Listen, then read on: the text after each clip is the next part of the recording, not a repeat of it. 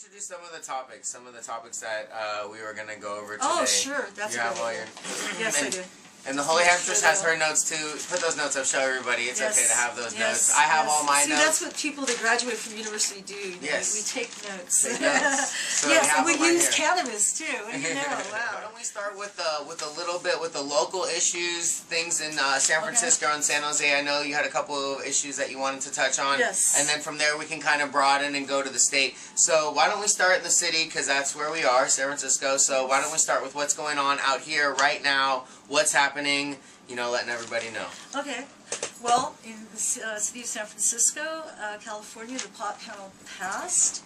It was legislated by David Campos, and what it basically requires now is that we have licenses for our dispensary, and I can only ask in all earnest that the licenses are granted, because in 1937 the way that they got rid of marijuana in the first place is that they refused to give the farmers the licenses. So I'm really, you know, in the time that when it actually takes rotation, I'm very, you know, I'm with a watchful eye that this has not been, you know, control pull or anything negative, that it actually will help and benefit our community.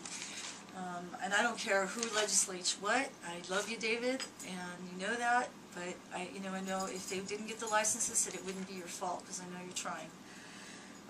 So they just had that passed. David, who maybe everybody doesn't know. David Campos, which is our supervisor, which was an honorable. It's called the Medical Cannabis Task Force.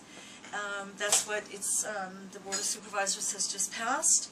And what that will do, it will make recommendations on everything having to do with medical marijuana, and it will have taxation, and it will also regard the cultivation within our city limits. When did all that happen? January 26th. It's confusing me. Don't do that. Okay. Oh, man. So the cultivation, the guidelines, there will also be guidelines set up for the baked goods. And actually now San Francisco is being looked at by the nation and throughout the world as a quote-unquote pro-pot camp. So, however, this decision was not unanimous. Supervisor Sean Ellsberg cried foul. He ran afoul because he felt that it didn't have proper representation in it, because it didn't have anyone that was against cannabis.